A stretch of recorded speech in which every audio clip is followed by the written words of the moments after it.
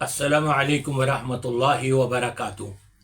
الحمدللہ والصلاة والسلام علی رسول اللہ وعلی آلہ واصحابہ وسلم تسلیما کثیرا کثیرا۔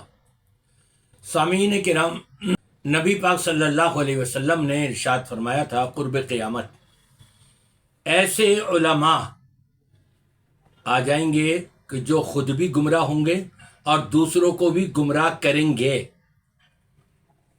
وہ وقت آ چکا ہے۔ کہتے ہیں کہ آپ ہمارے پاس لے کے آؤ مسئلے مسائل پوچھنے کے لیے۔ آپ مسئلے مسائل پوچھنے کے لیے ڈاکٹر ذاکر نائک کے پاس کیوں جا رہے ہو؟ وہاں تو پیشاب ٹیسٹ کرانے کے لیے ٹیسٹ میں رکھ کر کے لے جاؤ، اور پھر لوگ ہنس رہے ہیں، سننے والے ٹھٹے لگا رہے ہیں۔ ڈاکٹر ذاکر نائک کو سننا کیسا ہے؟ ڈاکٹر ذاکر نائک کو سننا گناہ ہے، جرم ہے۔ ذاکر نائک کو بالکل نہیں سننا چاہیے۔ ذاکر نائک یہ MBBS ڈاکٹر ہے، PhD ڈاکٹر نہیں ہے۔ PhD ڈاکٹر کا کام ہوتا ہے تحقیق کرنا، مقالے لکھنا، اور MBBS ڈاکٹر کا کام ہوتا ہے پیشاب اور مثانے چیک کرنا۔ آپ نے مسئلہ چیک کرانا ہو تو لفافے میں ڈال کے ہمارے پاس بھیجو، پیشاب چیک کرانا ہو تو تھالی میں ڈال کے ذاکر نائک کے پاس بھیجو۔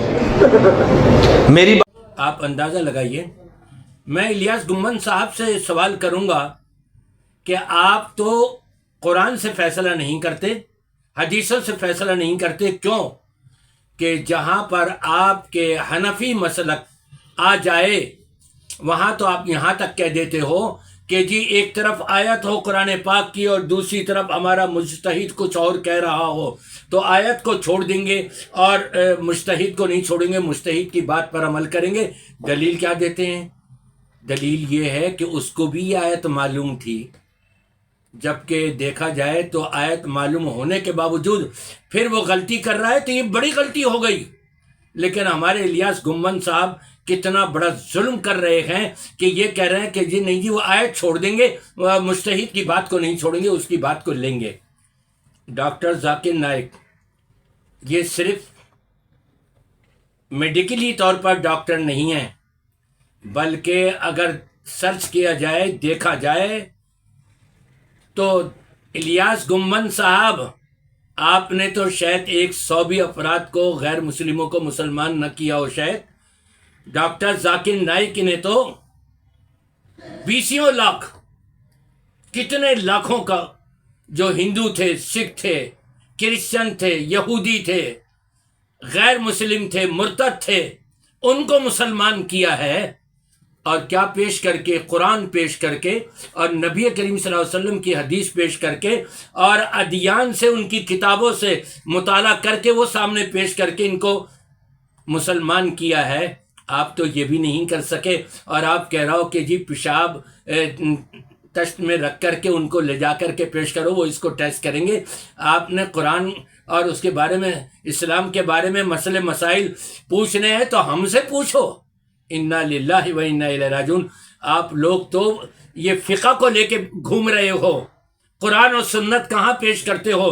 قرآن کی آیت کے مقابلے میں آپ نے تو صاف کہہ دیا کہ نہیں جی یہ آیت چھوڑ دی جائے گی، اور ہمارا جو مجتہد ہے، ہمارا جو شیخ ہے، ہمارا جو استاد ہے، اس کو نہیں چھوڑیں گے، اس کی بات کو لے کر کے عمل کریں گے۔ انا للہ و انا الیہ راجعون۔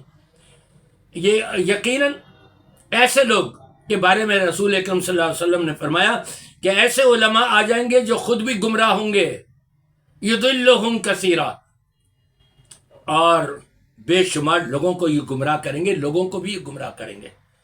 توبہ کریں، استغفار کریں۔ آپ یہ کہتے ہو کہ ڈاکٹر ذاکر نائک کو سننا گناہ ہے، جرم ہے، نہیں سننا چاہیے، تو آپ لوگوں کو سنیں گے کہ جو فقہ شافعی سے برعکس ہے، فقہ مالکی سے برعکس ہے، فقہ حنبلی سے برعکس ہے، جبکہ آپ کہتے ہو چاروں امام برحق ہیں، لیکن آپ کی فقہ جو بنائی ہوئی ہے وہ امام ابو حنیفہ رحمۃ اللہ علیہ کی مکمل فقہ بنائی ہوئی نہیں ہے، بلکہ یہاں ہندوستان کے اندر جو یہ فتاوی عالمگیر بادشاہ کے دور میں لکھی گئی ہے، یہ آپ لوگوں کے اپنے ملا مولویوں کی لکھی ہوئی ہے، جس کو آپ نے فقہ حنفی بنا لیا اور امام ابو حنیفہ رحمۃ اللہ علیہ کی طرف آپ لوگوں نے منسوب کر دیا۔ کچھ تو شرم و حیا آئے، آپ کی کتابوں میں یہ لکھا ہوا ہے کہ اگر نماز کے لیے امام مقرر کریں گے تو اس کو مقرر کریں گے کہ جس کی بیوی سب سے زیادہ گوری ہو۔ کیا مطلب؟ پھر لوگوں کو دکھاتے پھریں تمام نمازیوں کو کہ یہ درخواستیں آئی ہوئی ہیں امام بننے کے لیے یہاں 4-5 کی، اور ان کی یہ بیویاں، ان میں سے منتخب کر لو کس کی بیوی زیادہ حسین ہے، جمیل ہے، تاکہ اس امام کو ہم اپنا امام بنائیں۔ آپ کہتے ہیں امام کے شرائط کے اندر یہ چیزیں ہیں، اور بعض چیزیں تو ایسی ہیں مجھے شرم آ رہی ہے ذکر کرتے ہوئے، میں اپنے الفاظوں میں اپنی زبان سے ذکر نہیں کر پا رہا ہوں۔ توبہ کریں، استغفار کریں۔